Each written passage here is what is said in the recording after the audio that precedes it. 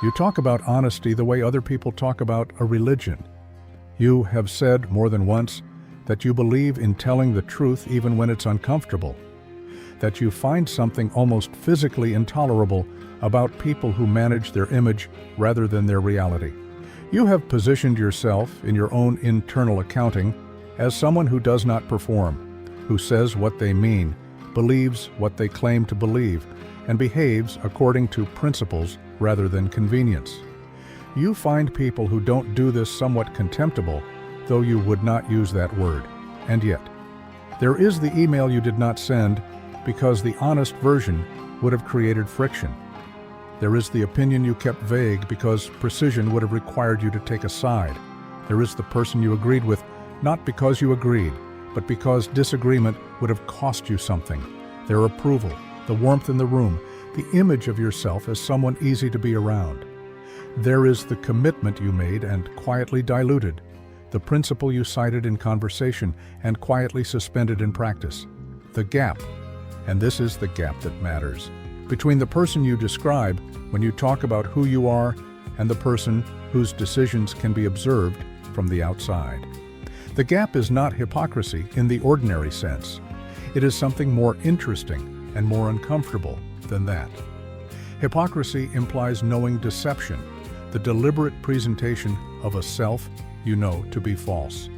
What is happening here is different and in some ways harder to address because the performance is not being staged consciously. You believe what you say. The sincerity is genuine, and the belief continues to feel genuine even as the behavior consistently tells a different story. What you are living with is not dishonesty. It is a specific kind of self-ignorance, refined over time, that has made the performance of values indistinguishable, to you and often to others, from the living of them.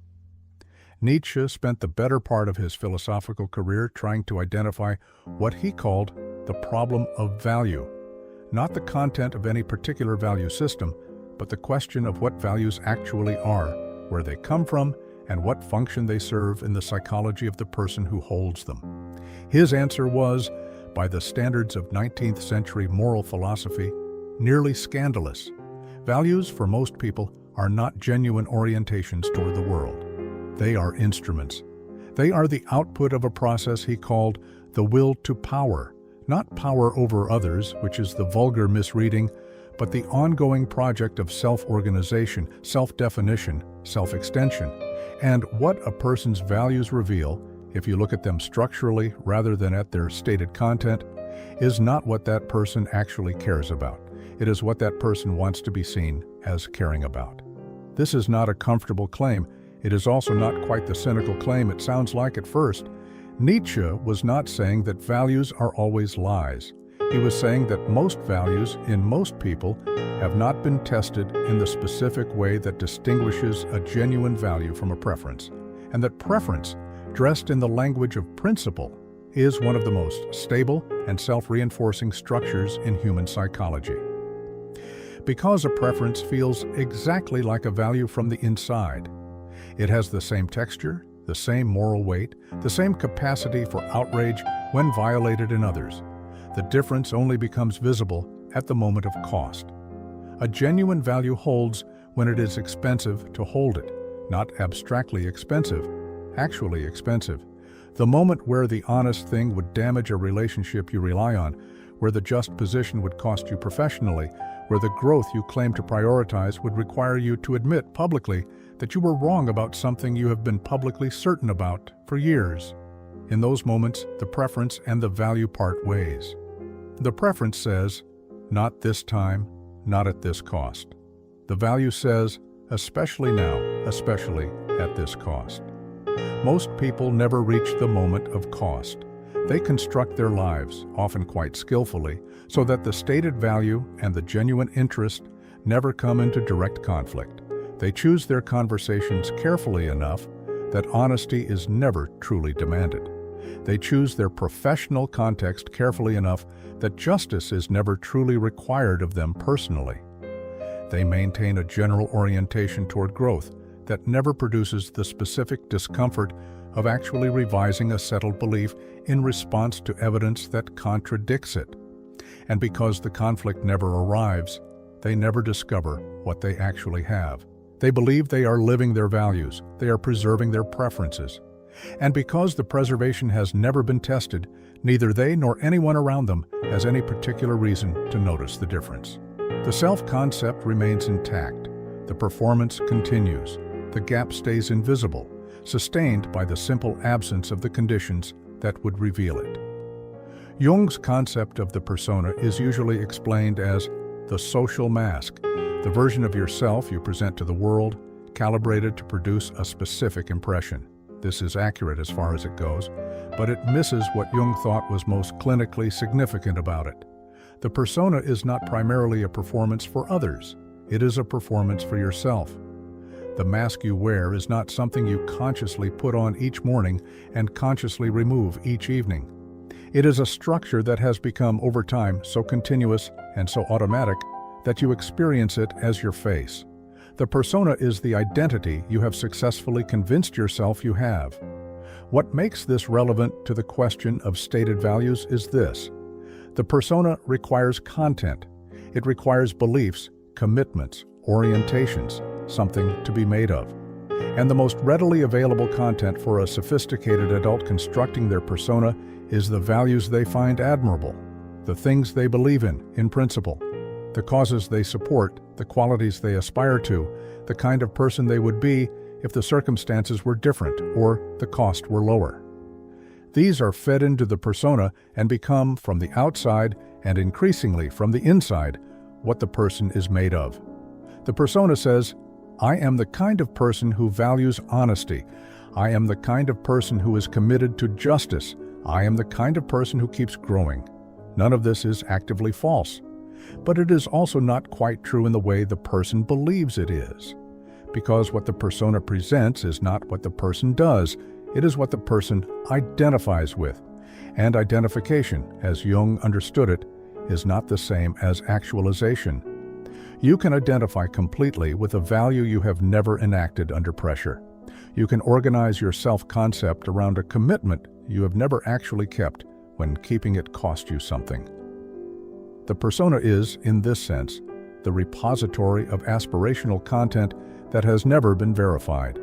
And here is the precise thing that makes this so difficult to examine from the inside. The persona is not experienced as separate from you. There is no moment of clear seeing in which you notice the gap between the mask and the face. The persona is not felt as performance. It is felt as identity. The values that constitute it feel like yours, genuinely, viscerally, authentically yours, even when the behavioral record would tell a different story to anyone willing to read it honestly. There is a concept in moral philosophy that does the most work here, and it has been largely domesticated in the way it gets discussed. Authenticity, the idea that there is a true self, and that the ethical task is to live in accordance with it, rather than in accordance with external pressure, has become, in contemporary culture, almost entirely captured by the language of self-acceptance and emotional honesty. To be authentic now means, roughly, to express what you feel and to decline to edit yourself in response to social expectation. This is not what authenticity meant to the thinkers who developed the concept rigorously. For Camus, authenticity was not about self-expression at all. It was about confronting the absurd, the irreducible gap between the human demand for meaning and the universe's silence in response, without resolving it through consolation, through ideology, through the various moves that make the confrontation bearable by making it false. Authentic existence for Camus was maintained against constant pressure, not the pressure of social judgment, but the internal pressure toward what he called philosophical suicide, the move that makes the tension go away by deciding that something transcendent resolves it. The person who performs their values rather than living them has made a version of this move. The tension between the stated commitment and the actual behavior is real and ongoing, and it produces something like low-grade dissonance, the nagging awareness, usually not quite conscious, that the accounting doesn't quite add up. And the move that makes this tension go away is exactly the one Camus identified. Instead of examining the gap and living honestly within it, you resolve it through a story. You tell yourself that the principle is intact, that the specific instance was a reasonable exception, that the value is real even if this particular expression of it was compromised by circumstances you didn't fully control. The story is not a lie in the simple sense. It is a resolution, and resolutions, for Camus, are always slightly false. What would it mean to live without that resolution? To see the gap clearly, to acknowledge it honestly, and to ask what it actually tells you about what you value rather than what you prefer?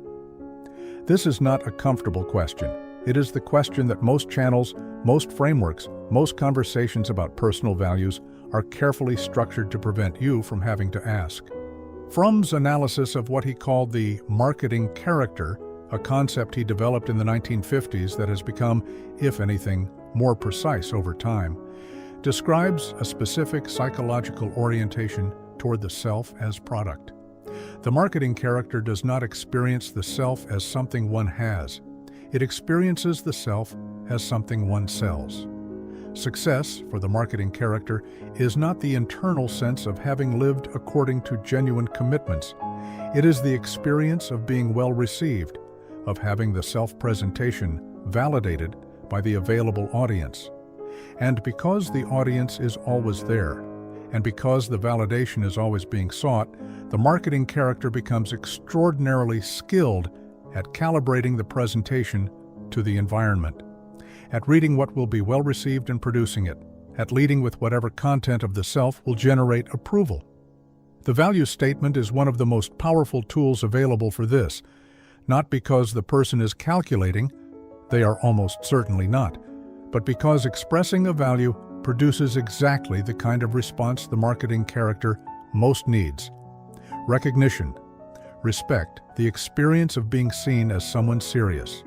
And because that response arrives in response to the statement of the value rather than in response to the enacted value, the statement and the enactment begin to decouple.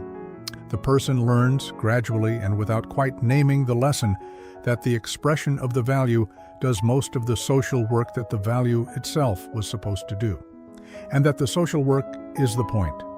This is the most important thing Fromm noticed about this psychology. It is not experienced as dishonesty. The marketing character does not feel like someone performing. They feel like someone connecting, sharing genuine commitments, being authentically seen for what they actually believe. The sincerity is real. What is not real is the relationship between the sincerity and the behavior.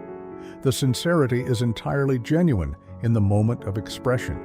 The moment passes. The behavior returns to what it was. And the next expression of the value is equally sincere, equally disconnected from what follows. Here is where this becomes genuinely difficult, and it is the place where the argument has to be made honestly or not at all.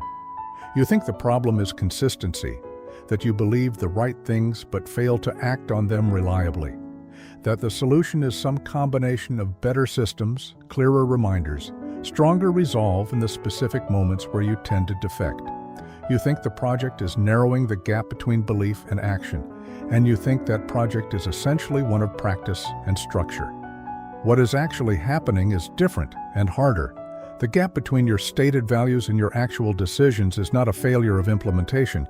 It is information. It is the most reliable data you have about what you actually value. Because actual values are not what you say when asked.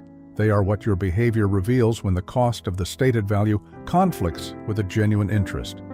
Every time you have chosen the comfortable position over the honest one, what you were enacting was not weakness of character.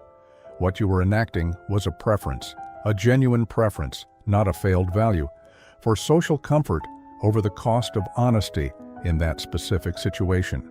Every time you have avoided the just position because it would have cost you professionally or relationally, what you revealed was that professional and relational continuity matter to you more than justice did in that moment.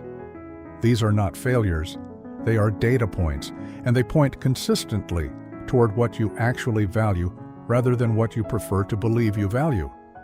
This distinction between the value you claim and the value your behavior demonstrates is one that Nietzsche thought most people could not tolerate examining.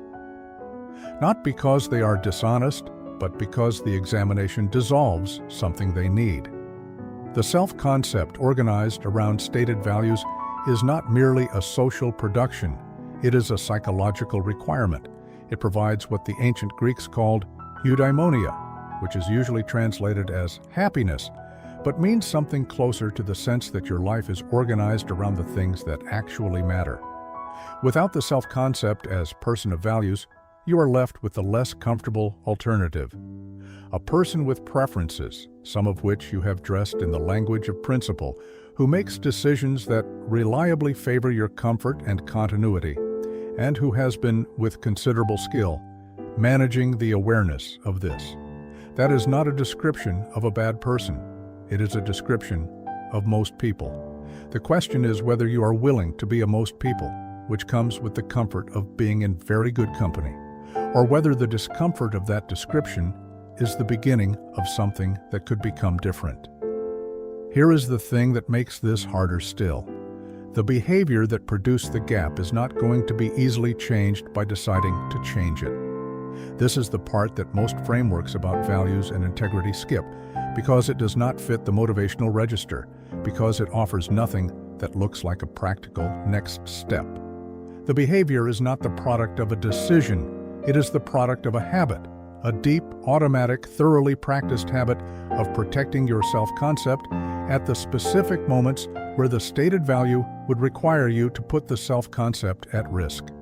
And habits of this kind do not respond to resolution, they respond to repeated, specific, costly instances of doing the thing differently, not once, and not with the feeling that you have finally become someone who does this naturally, repeatedly, and often uncomfortably, and with the persistent awareness that the automatic response, the smoothing over, the exception-making, the story that makes the gap invisible, is still there and will be there for a long time.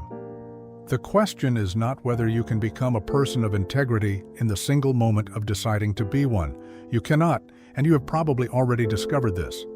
The question is whether you can become a person who, in the next specific situation, where the stated value conflicts with the genuine interest, chooses the stated value rather than the interest. Not because you have resolved the deeper pattern, but because that choice, made specifically, is the only unit of work available. And the pattern, if it changes at all, changes only through the accumulation of those units. Arendt's concept of moral responsibility was organized around the idea that thinking, actual thinking, the slow, difficult examination of your assumptions and their consequences, is not an optional supplement to the ethical life. It is the ethical life. The absence of thinking is not moral neutrality, it is complicity. Her observation about the banality of evil, that the greatest atrocities of the 20th century were carried out largely by people who simply stopped thinking, who accepted the available categories and applied them without interrogation, was not a claim about the people who commit large crimes. It was a claim about the structural importance of the examined life for everyone. The person who performs their values rather than living them is not committing anything like the moral failure Arendt was anatomizing. But the mechanism she identified has a direct analog here: the ready-made framework, the accepted self-narrative, the categories applied without ongoing interrogation. You have accepted the narrative of yourself as a person of values.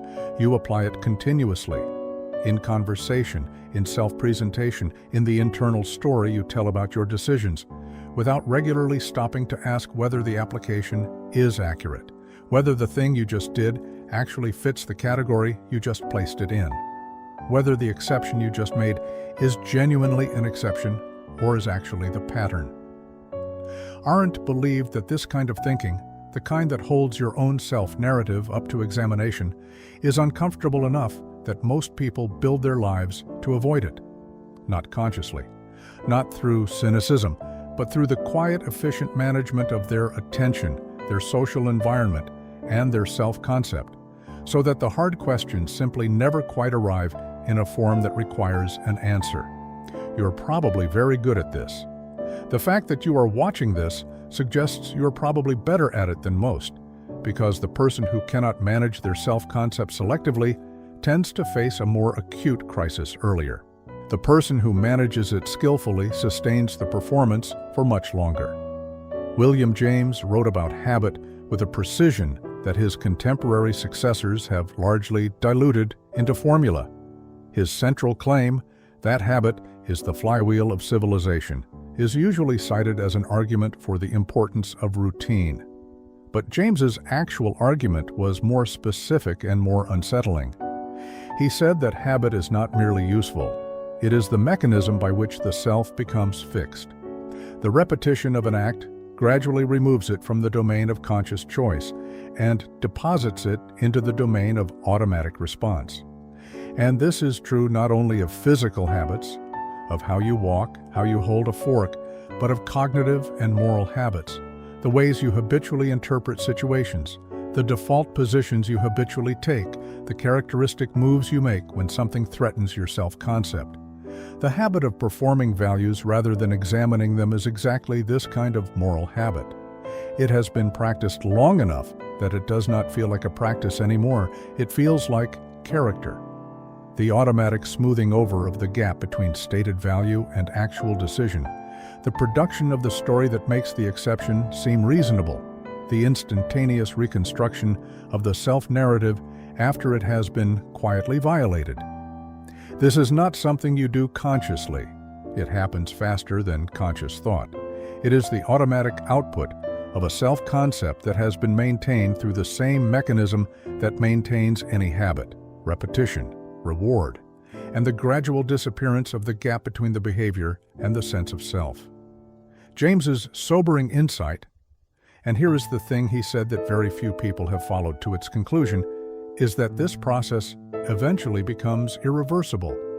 Not technically irreversible, in the sense that the neural architecture cannot change, but practically irreversible in the sense that the longer the habit runs, the more the self is organized around it, and the more the examination of the habit threatens not just a behavior, but the entire structure that has been built on top of it. The person who has been performing their values for 20 years is not simply someone with a bad habit. They are someone whose identity, whose relationships, whose social world, and whose self-concept have all been constructed on the foundation of that performance. To examine the performance honestly is to put all of that at risk simultaneously. James understood that this was not an argument for not examining it. He thought it was an argument for urgency. The longer you wait, the more expensive the examination becomes. And the specific cost that goes unacknowledged in almost every discussion of habit change, the cost that makes moral habits different from physical ones, is that examining a moral habit requires revising your self-concept, not just your behavior. It requires accepting that the person you have been is not quite the person you believed you were. And the self-concept will resist this with exactly the energy it has invested in maintaining the fiction, which is, for the person being addressed here, probably considerable. The complication, the thing that makes this harder than simply deciding to align your behavior with your stated values, is that the stated values are not entirely false. This is the thing that the simpler version of the argument misses, and it matters. You genuinely believe in honesty. The feeling is real. The preference for it in others is real. The disgust you feel when you observe someone else managing their image rather than their reality, that is real. And it is not hypocrisy in the simple sense, because the standard you are holding them to is one you genuinely aspire to. The aspiration is not a lie. What it is, more precisely, is incomplete. You believe in honesty in the way you believe in most things that have not yet been tested under real conditions, with full sincerity and no particular evidence. And sincerity by itself does not constitute a value.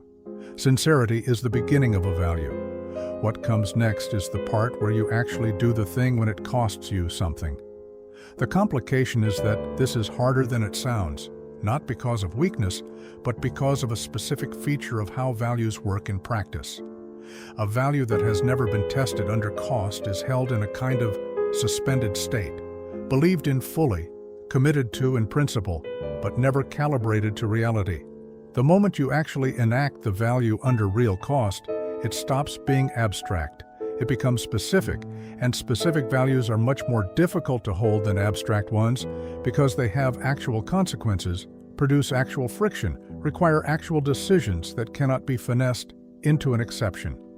The honest position in a specific conversation with a specific person who needs a specific thing from you is enormously more demanding than the general commitment to honesty as a principle.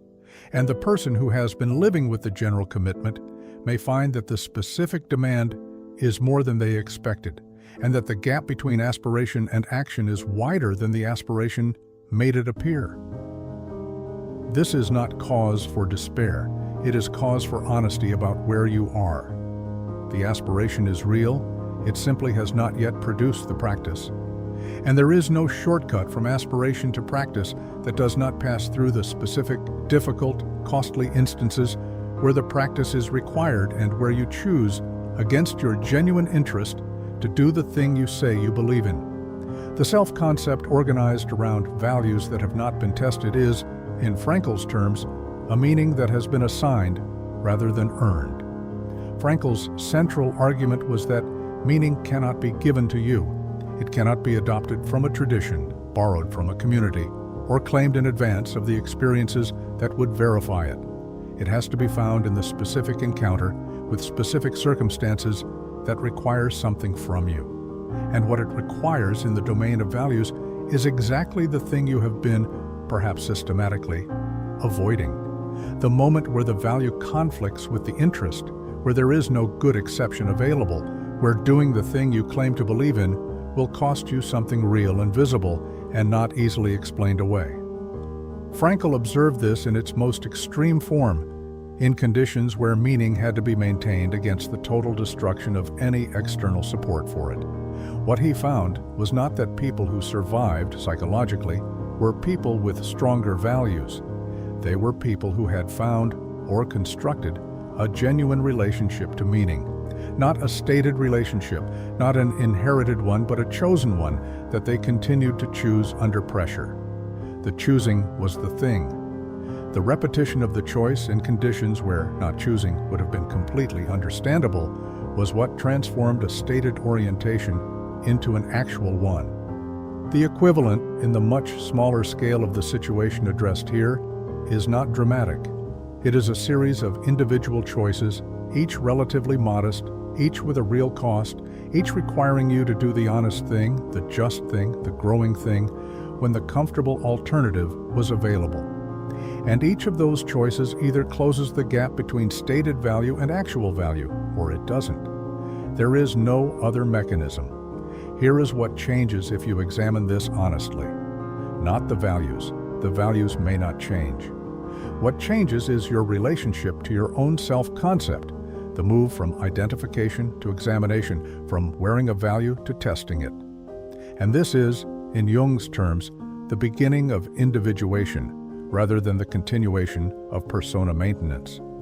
You stop organizing your identity around what you claim to believe and start organizing it around what you can demonstrate to yourself that you actually do when it costs you something.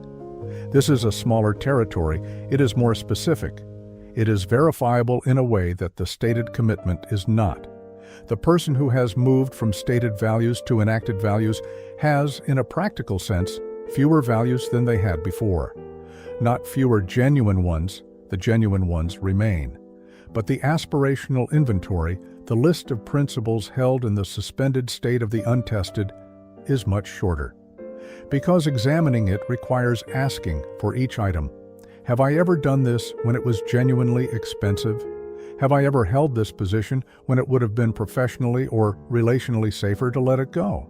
Have I ever chosen this over my genuine interest in a specific situation with a specific cost attached? And for many of the items on the list, the honest answer is no, which does not mean the aspiration is false.